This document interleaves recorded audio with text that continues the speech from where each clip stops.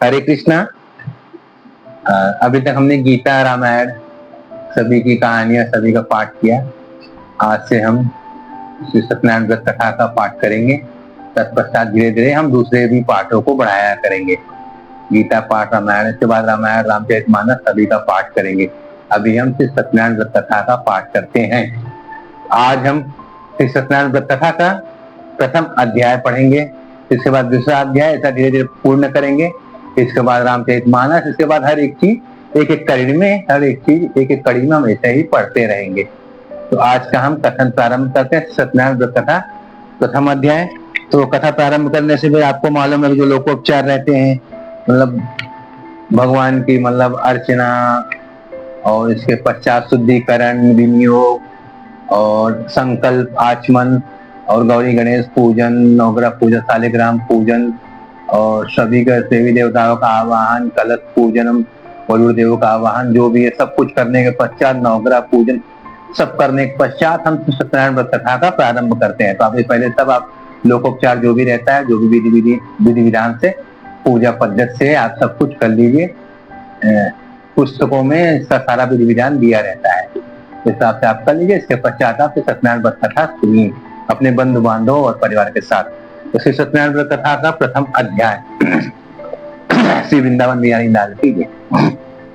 जिसमें कहते हैं, एक बार व्यास जी बोले, व्यास जी की कथा के वक्ता जो है व्यास जी है। व्यास जी सभी जो भी पुराण और वेदों और हर तरह जो भी कथा हम सुनते हैं उस सब में जो वेद व्यास जी ने कथा को कहा है, उन्होंने इसको लिखा भी है। उन्होंने कहा, उनके मतलब शिष्यों ने लिखा है, मतलब उन्होंने सारी कथाओं को कहा है।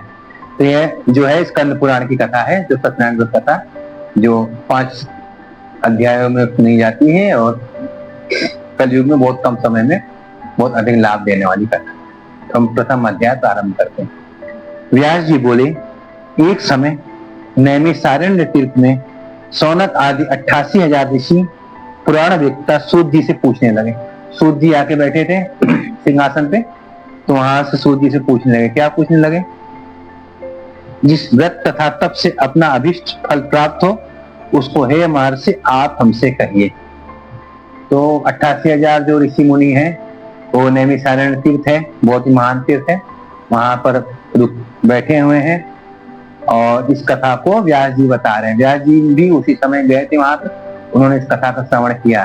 किसके मुख से? तो इस कथा को जो उनके व्यास जी ने इस कथा को लिखा और उनके जो शिष्य हैं सूत जी ने इसे 88,000 सौनक आदि ऋषि मुनियों को इस कथा को बताया।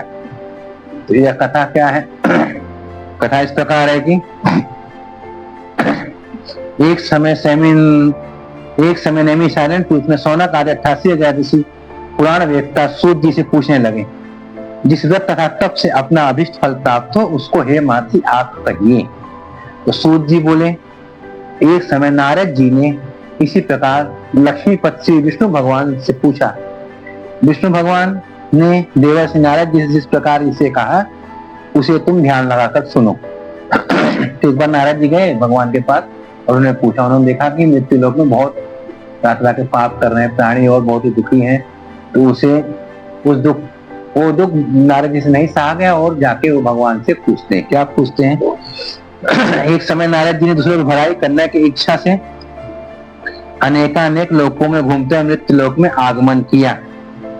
यहाँ आकर अनेक योनियों में उत्पन्न हुए समस्त मनुष्यों को तरह तरह के क्लेशों से युक्त अपने कार्यों से देखकर और दुखी होकर इन प्राणियों का दुख सुख ठीक ठाक किस प्रकार से दुख नाश हो सके, ऐसा मन में सोचकर नारद जी विष्णु लोक गए। वहां श्वेत वर्ण और 4 भुजाओं वाले देवों के देव ईश्वर नारायण भगवान श्री हरि नारायण, वहां पर जिनके हाथ में शंख चक्र गदा और पद्म तथा उन्होंने वनमाला पहनी हुई है। भगवान को देखकर नारद जी ने उनके स्तुति किया। नारद जी बोले, हे भगवान, आप अत्यंत शक्ति से संपन्न हैं तथा वामन तथा वाणी भी आपको नहीं पा सकते। आपका आदि मध्य अंत नहीं है। निर्गुण स्वरूप होते हुए अनंत गुणों से युक्त हो। हे भगवान, आप निर्गुण स्वरूप होते हुए आप अनंत गुणों से युक्त हो। संपूर्ण सृष्टि के आदिभूत तथा भक्तों के दुख को आप नष्ट करने वाले हो। ये भगवान आपको मेरा नमस्कार है। तो नारद जी की विनती सुन भगवान विष्णु ने दर्शन दिए और बोले, हे मुनि, वह सब अपना मनोरथ तुम मुझसे कहो, मैं उन सबका उत्तर दूंगा। नारद जी बोले, मृत्युलोक के निवासी प्राणी अनेकानेक योनियों में उत्पन्न हुए पाप कर्मों से बहुत ही दुखी हैं। सो हे स्वामी, यदि आपकी मेरे ऊपर कृपा है तो बताओ कि इनका दुख किस प्रकार दूर होगा। ऐसा नारद जी भगवान से प्रार्थना करते हैं, पूछते हैं। तो भगवान कहते हैं, हे पुत्र, तुमने संसार के ऊपर कृपा करने की इच्छा से बहुत ही उत्तम बात मुझसे पूछी है, और जिस उपाय को करने से प्राणी सभी प्रकार के मोह से मुक्त हो जाता है वह मैं तुमसे कहता, तुम उसे ध्यान लगाकर सुनो। भगवान क्या कहते हैं, बहुत पुण्य प्रदान करने वाला और स्वर्ग एवं मृत्युलोक में भी परम दुर्लभ व्रत है, जो तुम्हारे स्नेह के कारण मैं तुम्हें उस व्रत को कहता हूँ। श्री सत्यनारायण देव जी का व्रत को भली भांति विधि पूर्वक करने से प्राणी शीघ्र ही सुख को भोगता है और परलोक में मोक्ष को प्राप्त करता है।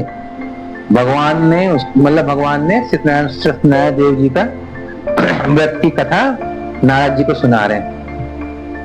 भगवान कैसे वचन सुनकर नारद जी बोले, ये भगवान, उस व्रत का फल क्या है, विधि क्या है, और उस व्रत को किसने किसने किया तथा वह व्रत किस दिन करना चाहिए, यह सब आप मुझे विस्तार पूर्वक कहिए। भगवान बोले, यह दुख और शोक आदि को शांत करने वाला, धन धान्य को बढ़ाने वाला तथा सौभाग्य और संतान को देने वाला, विजय देने वाला व्रत है, और इसे किसी भी मनुष्य अपनी भक्ति और श्रद्धा के साथ सत्यनारायण कथा किस दिन आप कर सकते हो।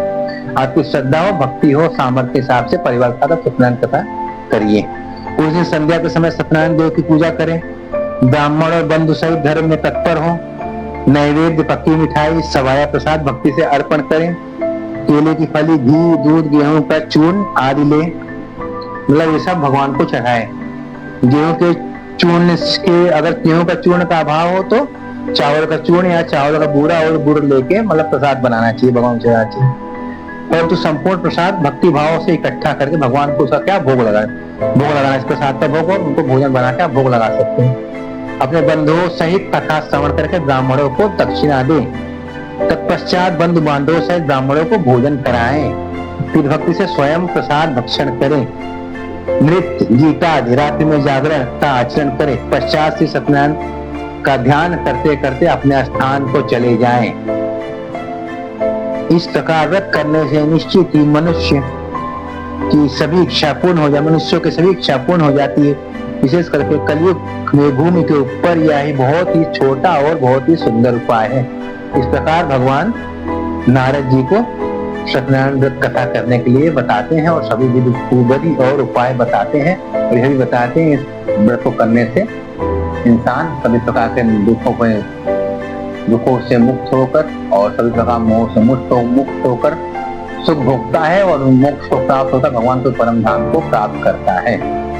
यह श्री सत्यनारायण व्रत कथा का प्रथम अध्याय है। श्री वृंदावन बिहारी लाल की जय।